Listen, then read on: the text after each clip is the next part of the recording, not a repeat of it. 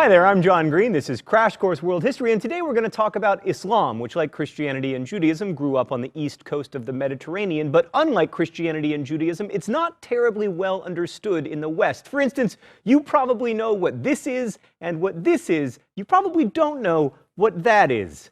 Google it. Mr. Green, why do you think people know so little about Islamic history? Did you just ask an interesting, non-annoying question, me from the past? I think we don't know much about early Islamic history because we don't learn about it, because we're taught that our history is the story of Christianity in Europe, when in fact, our history is the story of people on the planet. So let's try to learn something today. So in less than 200 years, Islam went from not existing to being the religious and political organizing principle of one of the largest empires in the world. And that story begins in the 7th century CE when the angel Gabriel appeared to Muhammad, a 40-ish guy who made his living as a caravan trader, and told him to begin reciting the word of God. Initially, this freaked Muhammad out, as, you know, it would, but then his wife and a couple other people encouraged him, and slowly he came to accept the mantle of prophet. A few things to know about the world Islam entered. First, Muhammad's society was intensely tribal. He was a member of the Quraysh tribe living in Mecca, and tribal ties were extremely important. Also, at the time, the Arabian Peninsula was like this crazy religious melting pot. Like most tribal Arabs worshipped gods very similar to the Mesopotamian gods you'll remember from episode 3. And by the time of Muhammad, cult statues of many of those gods had been collected in his hometown of Mecca in this temple-like structure called the Kaaba. But Arabia was also home to monotheisms like Christianity and Judaism and even a bit of Zoroastrianism, so the message that there was only one God wouldn't have been like as surprising to Muhammad as it was, for instance, to Abraham. Also, and this will become very important, the northern part of Arabia was sandwiched between the Byzantine Empire and the Persian Sasanian Empire, and you'll remember those guys were always fighting. They were like snowboarders and skiers, or like the Westboro Baptist Church and everyone else. At its core, Islam is what we call a radical reforming religion. Just as Jesus and Moses sought to restore Abrahamic monotheism after what they perceived as straying, so too did Muhammad. Muslims believe that God sent Muhammad as the final prophet to bring people back to the one true religion, which involves the worship of and submission to a single and all-powerful God. The Quran also acknowledges Abraham and Moses and Jesus, among others, as prophets, but it's very different from the Hebrew and Christian Bibles. For one thing, it's much less narrative, but also it's the written record of the revelations Muhammad received, which means it's not written from the point of view of people. It is seen as the actual word of God. The Quran is a really broad-ranging text, but it returns again and again to a couple themes. One is strict monotheism, and the other is the importance of taking care of those less fortunate than you. The Quran says of the good person, spends his substance, however much he himself may cherish it, upon his near of kin and the orphans and the needy and the wayfarer and the beggars, and for the freeing of human beings from bondage. These revelations also radically increase the rights of women and orphans, which is one of the reasons that Muhammad's tribal leaders weren't that psyched about them. To talk more about Islamic faith and practice, let's go to the thought bubble. The 5 pillars of Islam are the basic acts considered obligatory, at least by Sunni Muslims. First is the Shahada, or the profession of faith. There is no God but God, and Muhammad is God's prophet, which is sometimes translated as there is no God but Allah, and Muhammad is Allah's prophet, which tries to make Muslims sound other and ignores the fact that the Arabic word for God, whether you're Christian or Jewish or Muslim, is Allah. Second, Salah, or ritual prayer 5 times a day, at dawn, noon, afternoon, sunset, and late evening, which are obligatory unless you haven't hit puberty, are too sick, or are menstruating. Keep it PG, thought bubble. Third, Psalm, the month-long fast during the month of Ramadan, in which Muslims do not eat or drink or smoke cigarettes during daylight hours. Since Ramadan is a lunar calendar month, it moves around the seasons, and obviously it's most fun during the winter, when the days are shorter, and least fun during the summer, when days are both long and hot. Fourth is Zakat, or almsgiving, in which non-poor Muslims are required to give a percentage of their income to the poor.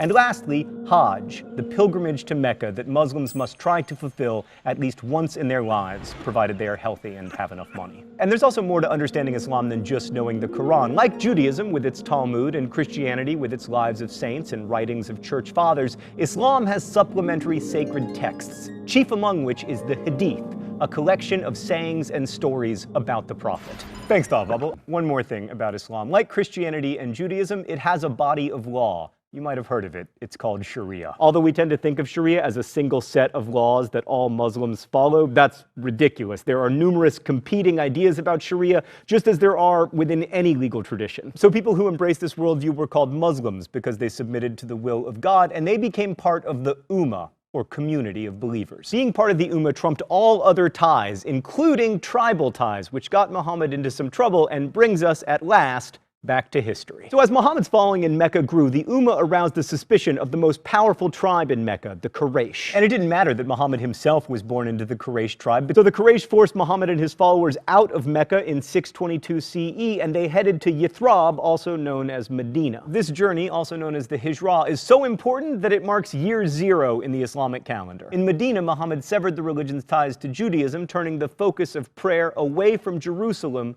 to Mecca. Also in Medina, the Islamic community started to look a lot more like a small empire than like a church. Like, Jesus never had a country to run, but Muhammad did almost from the beginning, and in addition to being an important prophet, he was a good general. And in 630, the Islamic community took back Mecca. They destroyed all those idols in the Kaaba, and soon Islam was as powerful a political force in the region as it was a religious one. And it's because the political and religious coexisted from the beginning that there's no separate tradition of civic and religious law like there is in Christianity and Judaism. So then when Muhammad died in 632 CE, there wasn't a religious vacuum left behind. Muhammad was the final prophet. The revelation of the Quran would continue to guide the Ummah throughout their lives. But the community did need a political leader, a caliph, and the first caliph was Abu Bakr, Muhammad's father-in-law, who was not without his opponents. Many people wanted Ali, Muhammad's son-in-law, to lead the community, and although he did become the fourth caliph, that initial disagreement, to radically oversimplify because we only have 10 minutes,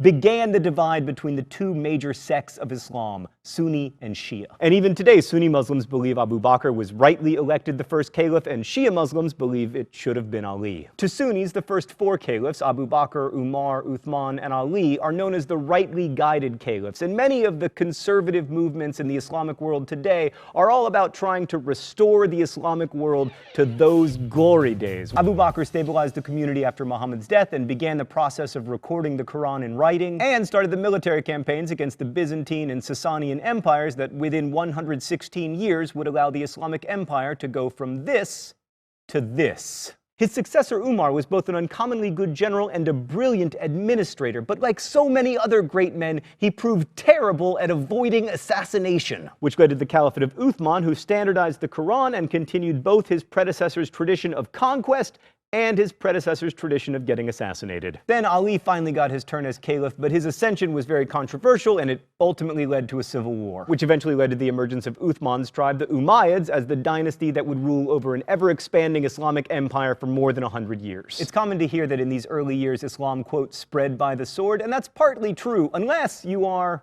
wait for it, the Mongols. Actually, as usual, the truth is more complicated. Many people, including the Mongols, but also including lots of people in Central and East Asia, embraced Islam without any military campaigns. And in fact, the Quran says that religion must not be an act of compulsion. But this much is true. The early Islamic empire was really good at winning wars. And situated as they were between two very wealthy empires, the Byzantines and the Sasanians, there was plenty to fight for. The first of all were the Sasanians, the last non-Muslim successor to the Persian Empire. They were relatively easy pickings because they'd been fighting the Byzantines for like 300 years and they were super tired. Also, they had recently been struck by plague. Plague, man, I'm telling you, it's like the red tortoiseshell of history.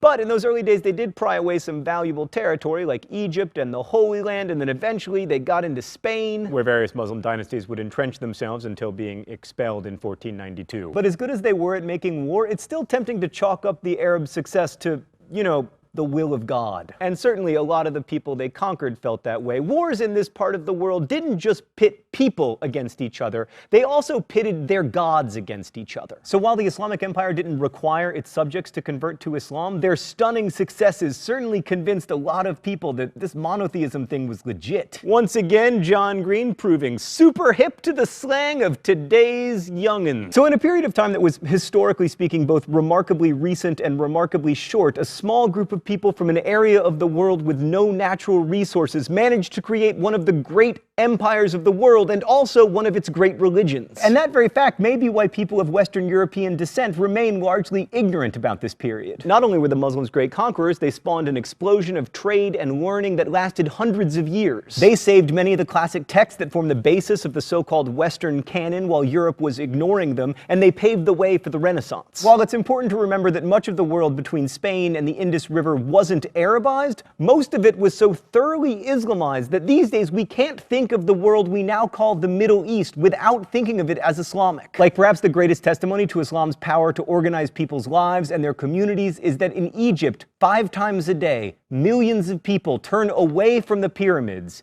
and toward Mecca. Egypt, birthplace to one of the longest continuous cultures the world has ever known, is now the largest Arab country in the world.